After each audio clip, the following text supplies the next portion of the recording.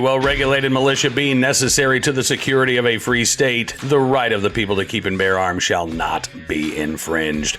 Welcome back to another edition of Bearing Arms, Cam and Company. My name is Cam Edwards. I'm so glad you're with me on the program today. It has been a couple of days, but we are back at it, talking with Paul Valone of Grassroots, North Carolina, about the prospect of constitutional carry this session. You know, we've already seen Louisiana and South Carolina adopt constitutional carry this year. And North Carolina, I mean, listen, they can do it in theory. They've got a veto-proof majority in the legislature. You've got a Democratic governor who is certain to veto that bill. I don't think anyway, there's no way that Governor Roy Cooper is going to sign constitutional carry. But on paper, anyway, the votes are there in the House and the Senate to send that bill to Governor Cooper. And even if he rejects it, they can override the veto. The question is whether or not Republicans will actually act this session. And here to talk about it, Grassroots North Carolina founder Paul Valone and his efforts and the efforts of Second Amendment advocates across the state of North Carolina to get constitutional carry on the books to make the state the 30th in the nation to adopt permitless carry. Take a look and a listen. Paul, thanks so much for coming on the program today. It's good to see you, sir. Well, thank you very much for having me, sir. Absolutely. All right. So, listen, we've seen Louisiana pass constitutional carry this year. We've seen South Carolina get it done. The votes are there in the legislature, are they not? In your opinion, in North Carolina? They should be. I think we have super majorities in both chambers now. And we were able to pass the repeal of our Jim Crow era pistol purchase permit law by overriding Roy Cooper's veto, the man who's never met a gun he wouldn't ban. But unfortunately, we have House Bill 189 for permitless carry.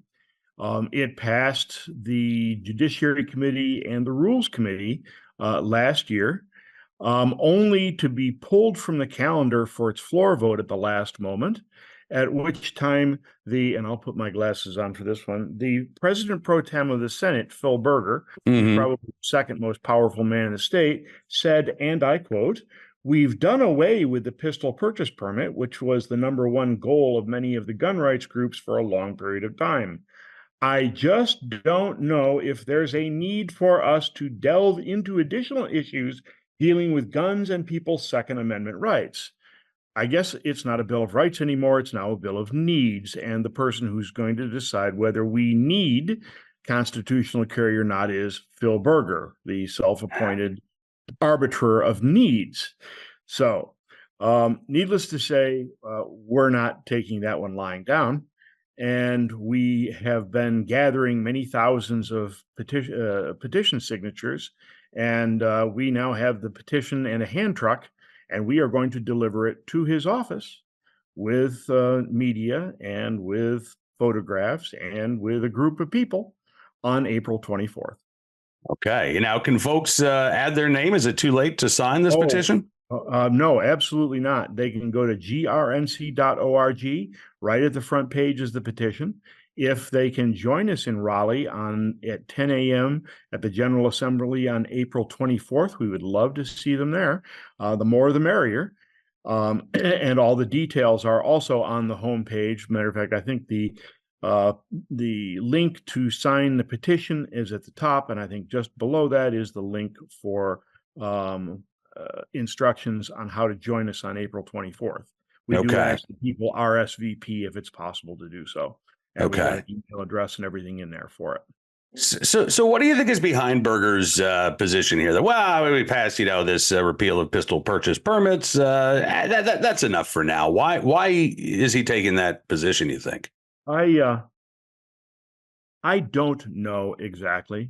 In the past, he has stalled certain things like restaurant carry years back, and we had him actually doing a rug dance on a popular talk radio show because he had passed one thing but refused to pass restaurant carry.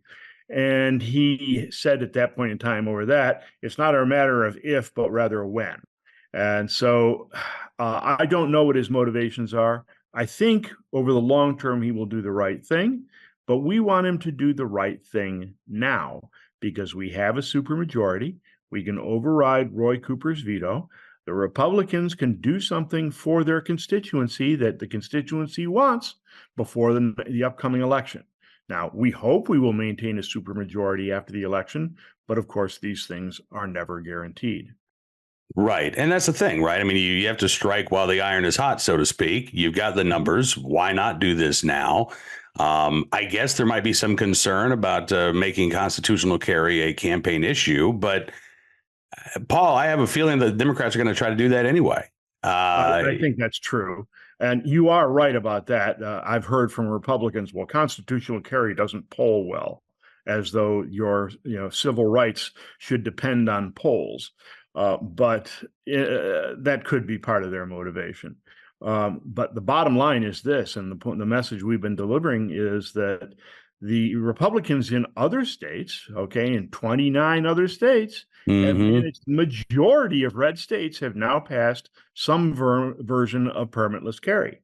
And we think it is high time that the Republicans of North Carolina remember who brung them to the dance and pass this thing now.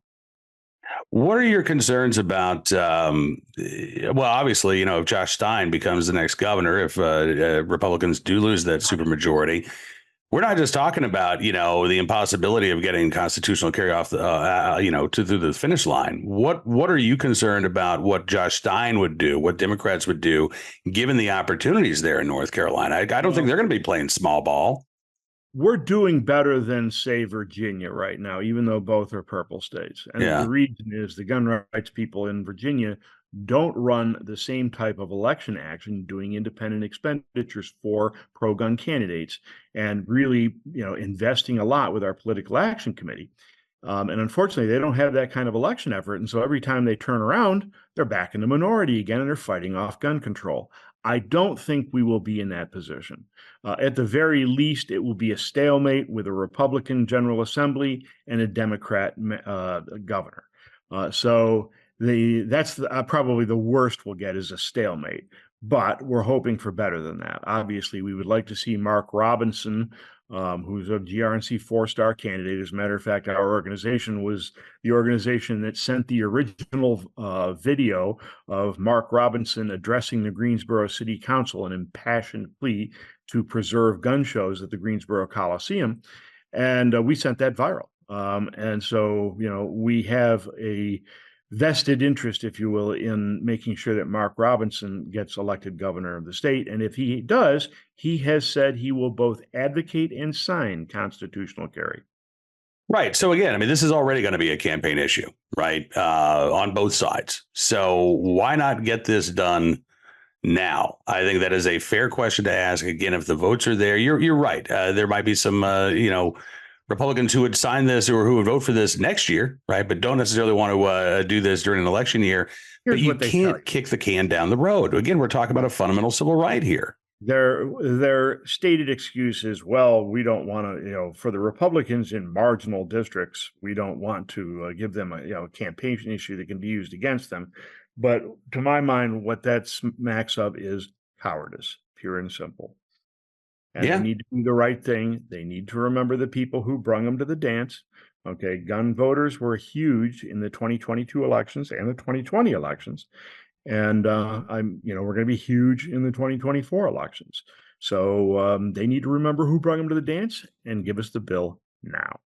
Are you, you talked about Berger's, reluctance to embrace this. What are you hearing from other lawmakers? Are you going to have some champions in the legislature who are willing to, hold some feet to the fire here? Absolutely. The sponsor, the primary sponsor of the bill, Representative Keith Kidwell, has told us he will, in order to keep the bill alive right now, what they're going to have to do is they're going to have to add a fiscal note to the bill in order to make it eligible for the second of the year of the 2-year session, because basically the rules say that if it hadn't passed one chamber by the first year, then it has to have a fiscal note in order to remain alive. But he said he'll add that, and it shouldn't be a big deal. As a matter of fact, there's a very easy provision that something could be added to that effect. So resurrecting the bill is not really the biggest part, the problem.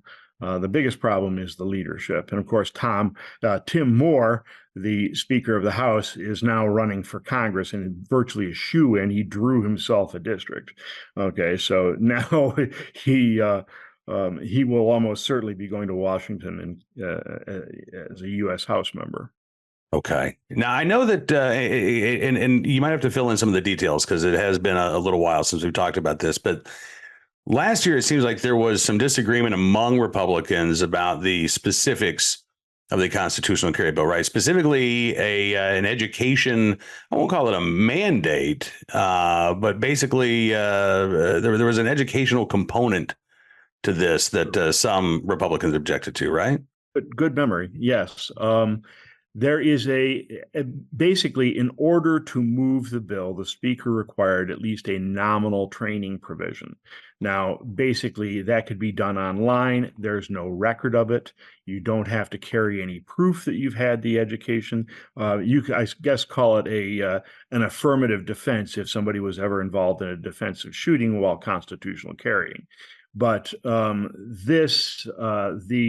NRA, which had absolutely no role in the twice we have now passed constitutional carry. Well, actually, we passed it through one chamber. Previously, we've introduced it several times. We've got it through committee this time. The NRA has been AWOL until the last moment when DJ Spiker, their lobbyist, showed up at the sponsor's office and read in the riot act over the nominal training provision, claiming it wasn't a true constitutional carry bill, which of course is ridiculous because constitutional carry has any number of different provisions and different forms in the 29 states that have adopted it. If this was a restriction, that might be, or added additional restrictions to carrying, that might be a problem. But this is a giant step forward. And so the NRA, basically, we feel, is doing one of their not invented here syndrome responses. Okay. Yeah. And it's interesting because in South Carolina, the bill that was signed by Governor McMaster mandates that local sheriffs put on training classes. I think it's twice a month. And, that was acceptable. Right. So I there's a saying in politics, right? You don't let perfect be the enemy of good. And I would say, whatever you feel about the particulars of that provision in the North Carolina bill, it doesn't make it it's not a poison pill amendment. It is not something that makes this an untenable piece of legislation. I mean, we're a no compromise gun rights organization, no doubt about that. Yeah. If we were losing something, that might be a whole different matter. But we are gaining something huge at the cost. I'll put that word in air quotes. At the cost of one minor provision, which keeps track of no one. There are no databases.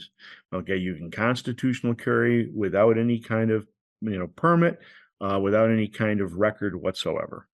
All right, and again, Paul, if folks want to add their name to this petition here, hopefully we can get constitutional carry moving. How do they do so? All they have to do is go to our homepage at GRNC, like Grassroots North Carolina, grnc.org. All right, Paul, thank you so much for everything you're doing. I want to check back in with you maybe after the petitions get delivered and we can have you back on the show. Absolutely. Thank you, Cam. Thank you very much for having me. Yeah, man, always a pleasure. Thanks, Paul. Well, thank you to Paul for joining us on the program. We will be talking to him again in a couple of weeks, but you do still have time to add your name. I would say, obviously, North Carolina gun owners, it is critically important that you sign your name. But listen, I live in Virginia. I drove through North Carolina this past weekend, and it would be nice to not just have my concealed carry reciprocity with North Carolina, but it'd be nice to not have to have my carry license with me in order to exercise my right to keep and bear arms once I cross the border of Virginia into North Carolina. So I don't know that it's going to have a huge impact if a lot of out-of-state residents add their names to the petition, but I don't think it could hurt anything either. All right. Let's see. Before we get to our good deed of the day, our recidivist report, and our armed citizen story, let's talk about this for a second. At the very heart of our democracy lies a principle that we hold sacred: free speech. Right? This is the cornerstone that supports every freedom we cherish. Yet in today's digital age, discussions about our wealth, our rights, and our future are being silenced or overshadowed in mainstream narratives. which leaves many folks feeling voiceless in conversations that are crucial to our financial independence and security. That is where Wealth Protection Research steps in, armed with a mission that's never been more critical. Wealth Protection Research is not a financial advisory firm. They're defenders of free speech, committed to giving a voice to the silenced. Wealth Protection Research tirelessly seeks out financial experts. These are the voices that challenge prevailing narratives, especially as we navigate the uncertainties of the 2024 election. Wealth Protection Research has created a 2024 election wealth protection report. This free report highlights the 3 best ideas for protecting and growing your money heading into the 2024 election. It contains ideas the mainstream media won't touch, and listeners can get it completely free. All you have to do, text IDEAS to 76626 to claim your free copy. If you believe in the sanctity of free speech and the importance of financial freedom, act now. Text IDEAS to 76626 to claim your free copy of this 2024 election protection report. It's time to widen the scope of what we're told, to hear the ideas that the establishment doesn't think you can handle, and to take control of our financial destinies. Text IDEAS to 76626 to claim your free copy. All right. Now let's turn our attention to today's armed citizen story, good deed of the day, and our recidivist report will start there with a case out of New York. As the New York Post reports, a judge who allegedly let gun-toting, squatting migrant off hook, despite DA's bail plea, previously let cop beaters go. Yeah. And yet, to talk to New York politicians, they would tell you, well, the problem we have with violent crime can be solved by, again, making sure that people can exercise their Second Amendment rights. This judge in the Bronx, criminal court judge Eugene Bowen, Democrat who ran unopposed in 2023, according to the New York Post, freed Hector de Souza Villada, despite prosecutors asking the judge to set bail in this case. He's the Venezuelan migrant who was busted on drug and gun charges while squatting with 7 others in a Bronx home. He was arrested after somebody called 911 to report that he had allegedly flashed a gun at another man outside that home last week. Now, the Post reports that last November, the judge also released 2 men allegedly caught on video beating a cop who had asked them to put out their cigarettes inside a subway station in the Bronx. In that case, 23-year-old Kareem McClary and 20-year-old Isaiah Jessamy were hit with assault charges for beating up Officer John Hernandez back on November 13th.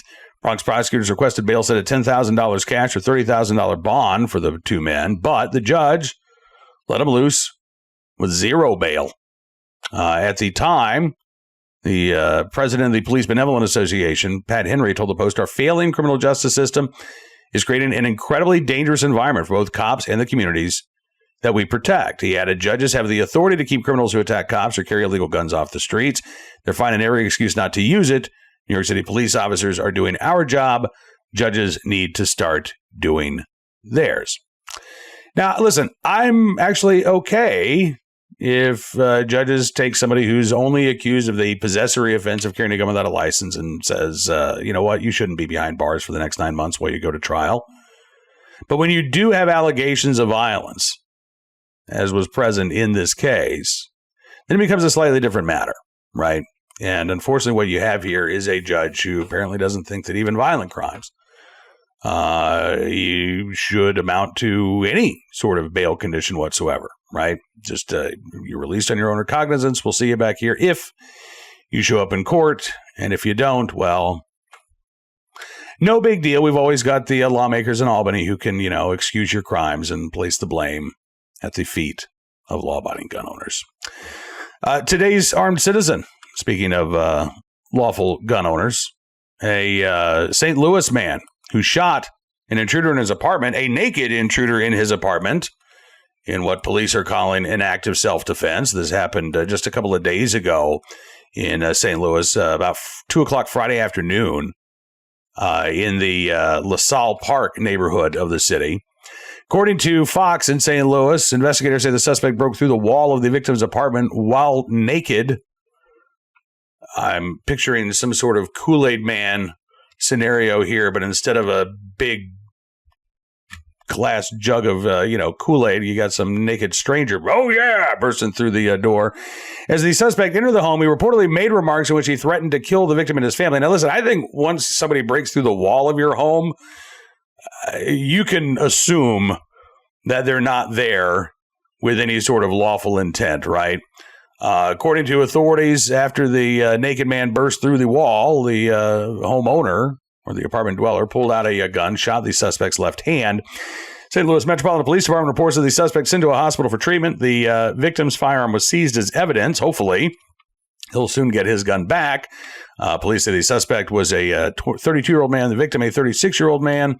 At this point, does not look like charges are going to be filed in the case. Again, you've got someone in their own apartment. All of a sudden, a naked dude bursts through the wall.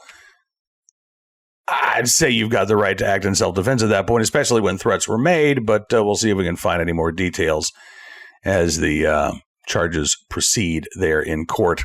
Finally today, in the right place, at the right time, willing and able to do the right thing, a police officer in Tacoma, Washington, who braved, I won't say icy weather, but, it was still pretty darn cold. It's only mid-April here, and this officer in the right place at the right time to save a teen who was struggling in Wapato Lake. The juvenile was in the water when they were unable to get out. This was about 2 o'clock Monday afternoon. Now, there were a couple of officers who were there patrolling the Wapato Park parking lot when the call went out about this teen who was struggling. So the officers ran to the scene. One officer ended up jumping into the lake, swam about 20 or 30 feet from the shore, went under the water and was able to get the teen, actually push him towards the other officer who was able to get the teen to shore. At that point, there were more officers waiting.